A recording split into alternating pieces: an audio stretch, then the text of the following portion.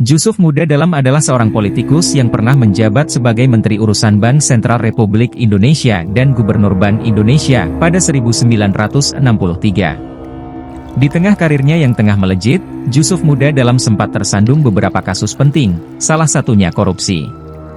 Ia juga menjadi salah satu menteri yang masuk ke dalam daftar nama pejabat tinggi yang dilengsarkan karena dianggap berhaluan kiri atau komunis.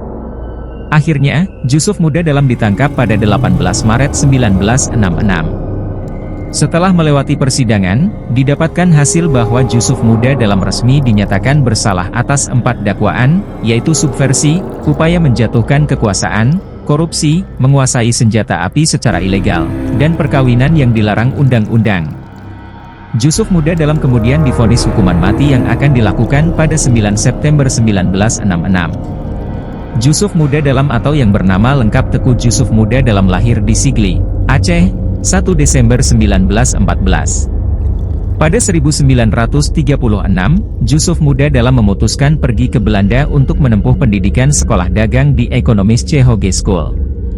Selama berada di Belanda, selain menjadi mahasiswa, Jusuf juga terlibat dalam gerakan bawah tanah untuk menentang fasisme pemimpin Nazi Jerman, Hitler, pada 1943 hingga 1944. Selain itu, ia juga menjadi wartawan dari harian De Waarheid milik Partai Komunis Belanda. Setelah pendidikannya selesai pada 1947, Jusuf memutuskan kembali ke tanah air dan bekerja pada Kementerian Pertahanan di Yogyakarta. Kemudian, Jusuf bergabung dengan Partai Komunis Indonesia sebagai wakil PKI di Komite Nasional Indonesia Pusat, NIP, pada 1951. Namun, karena Jusuf merasa sistem politik yang ada di PKI tidak sesuai dengan karakternya, ia memutuskan loncat ke Partai Nasional Indonesia, PNI, pada 1954.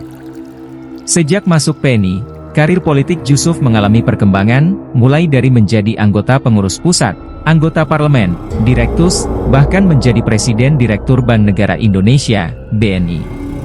Puncak karirnya terjadi ketika ia menjabat sebagai Menteri Urusan Bank Sentral sekaligus merangkap sebagai Gubernur Bank Indonesia tahun 1963. Selama menjabat sebagai menteri, Jusuf berhasil mengintegrasi seluruh bank pemerintah ke dalam satu bank besar bernama Bank Negara Indonesia, BNI, agar lebih mudah digunakan. Sayangnya, di balik kesuksesannya tersebut, Jusuf diisukan gemar bermain perempuan. Menurut kabar yang beredar, Jusuf memiliki 6 istri. Terungkap cerita bahwa Jusuf setiap bulannya akan mengirimkan uang belanja sebanyak 40 juta rupiah kepada masing-masing istrinya tersebut. Selain itu, Jusuf juga kerap memberi hadiah berupa barang-barang mewah, mulai dari mobil, perhiasan, sebidang tanah, sampai rumah. Sejak saat itu, citra Menteri Jusuf mulai dipandang buruk oleh masyarakat Indonesia. Belum berhenti di situ, nama Jusuf Muda Dalam juga ternyata masuk ke dalam daftar pejabat tinggi yang harus ditangkap karena diduga menjadi pendukung komunis. Daftar tersebut dibuat oleh Menteri Panglima Angkatan Darat Letnan Jenderal Soeharto pada 1966. Di samping memburu para antek PKI, Soeharto juga membentuk tim penertiban keuangan atau Pekunek yang diketuai oleh Mayor Jenderal R. Suryo. Tugas tim ini adalah mengumpulkan data-data penyelewengan uang negara. Berdasarkan hasil yang diperoleh, ternyata Menteri Jusuf Tuan Dalam diketahui telah menggelapkan uang negara sebanyak 97.334.844.515 rupiah.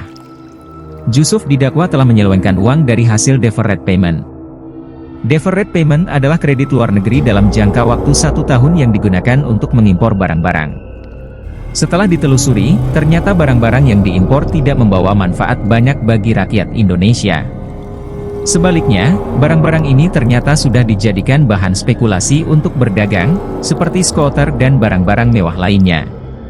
Pada 18 April 1966, tim pemeriksa Pusat Komando Operasi Pemulihan Keamanan dan Ketertiban, Kopkamtib, menerbitkan surat penangkapan dan penahanan untuk Jusuf. Tidak berselang lama, tepatnya tanggal 30 Agustus 1966, sidang perkara mulai dilakukan di Gedung Bappenas. Didatangkan sebanyak 175 saksi di pengadilan untuk membuktikan apakah Jusuf Muda Dalam dinyatakan bersalah atau tidak. Berdasarkan hasil sidang, Jusuf pun didakwa bersalah dalam 4 perkara besar, yaitu tindak pidana subversi, korupsi, tindak pidana khusus menguasai senjata api ilegal, dan perkawinan yang dilarang oleh undang-undang.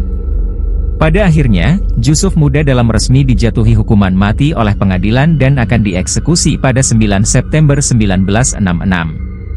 Akan tetapi, belum sempat dieksekusi, Jusuf sudah lebih dulu meninggal dunia di Rumah Sakit Cimahi pada 26 Agustus 1967, karena penyakit tetanus.